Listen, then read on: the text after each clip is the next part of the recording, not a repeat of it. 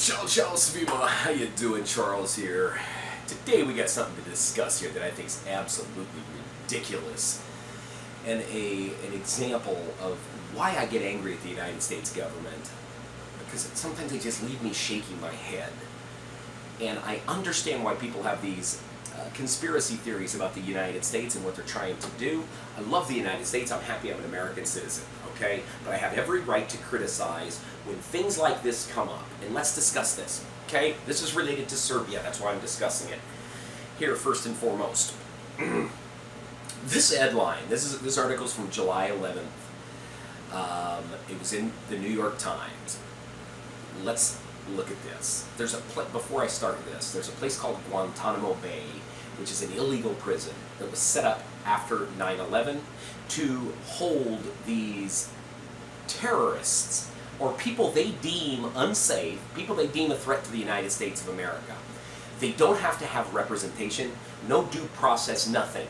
If they deem that you are somebody that's conspiring, they can just get you and send you there, and nobody's going to hear from you.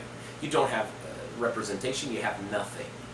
Bullshit, first of all. I thought that was the biggest crock of shit ever. Reminds me of Goliath talk in Yugoslavia. Because you just don't know. Maybe it's a political prisoner. Maybe it's somebody that they don't like, that they think is going to start a revolution against the United States government or something. But they send him there. They say, oh, he's a terrorist. He's done this. But we don't know. People automatically assume if you're there, you're guilty. Okay, but the prison's a bunch of bullshit. Barack Obama, who I voted for twice, he said in 2008, one of the first things he was going to do in his first 90 days is close Guantanamo Bay. It's an illegal prison. The reason it was set up in Cuba and outside the United States is the United States requires due process and all that jazz. Okay, now, this headline popped up. The headline is in itself is kind of funny. It's sad. It's sick, really. But we don't know. First of all, the headline says, 2 Guantanamo Bay prisoners are transferred to Serbia. This is in the New York Times, written by Charlie Savage on July 11th. Okay, 2 Guantanamo Bay prisoners are transferred to Serbia. Barack Obama's been trying to close the prison now. He's on his last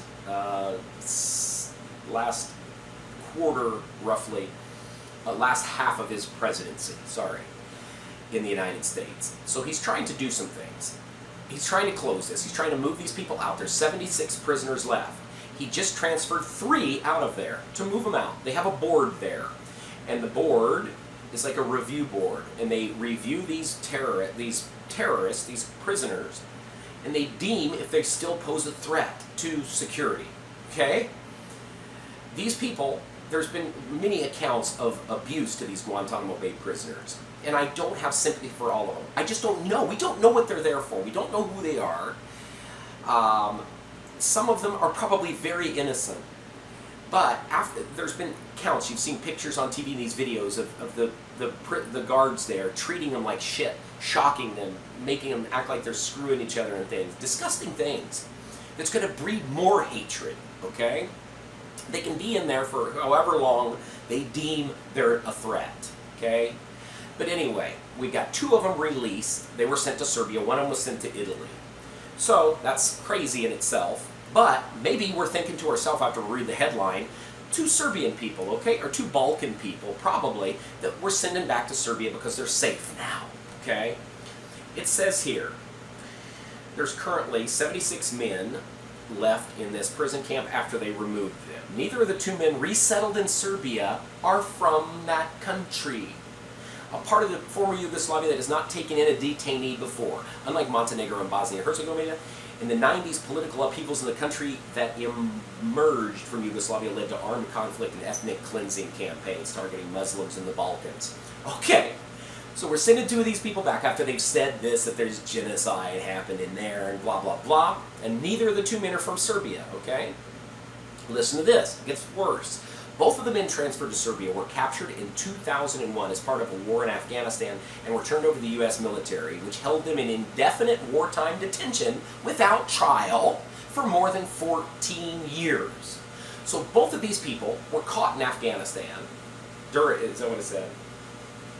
As part of the war in Afghanistan, captured in late 2001 as part of the war in Afghanistan, held there with no trial, nothing, for 14 years in this illegal prison. Now we release these two people to Serbia. We're resettling them in Serbia. Who are they? Let's find out. One of their names is Abdul Rahman Ahmed. Does that sound like a Balkan name? No. Serbia is a majority Pravoslav, it's Eastern Orthodox Christian country, right? Yes, we know that. Bosnia, next door, is a majority Muslim country. Albania is mixture. Okay? Kosovo is part of Serbia, so we don't talk about that right now. Okay, get on this. Abdul Rahman Ahmed. Where was he born and raised? Yemen. Yebote. We're taking a Yemeni guy who was captured in the war in Afghanistan, sent over to our illegal prison in Cuba. After 14 years, no trial, nothing. He's probably even angrier and more hate-filled than he was. And now we're moving this guy not to Yemen, which is located south of Saudi Arabia on the Gulf, right there of Aden, right? Next to Qatar, Bahrain, and all that. We're moving him to Serbia. What does that have to do? Are they similar cultures? No. He's 36 or 37. All of these people, in 2011, this review board recommended him to continue to indefinitely be held in wartime detention because parole wouldn't be right. Then in 2015, they said, oh, his imprisonment's no longer necessary. He's free to go, okay? It says the board found the detainee credible in his desire to pursue non-extremist goals in higher education, as well as his embrace of Western culture. Okay, this guy's over there in Afghanistan. He's a Yemeni guy fighting. Bring him to the USA, held him indefinitely for 14 years. He goes to a parole board in 2006. They say, nope, he's still a threat.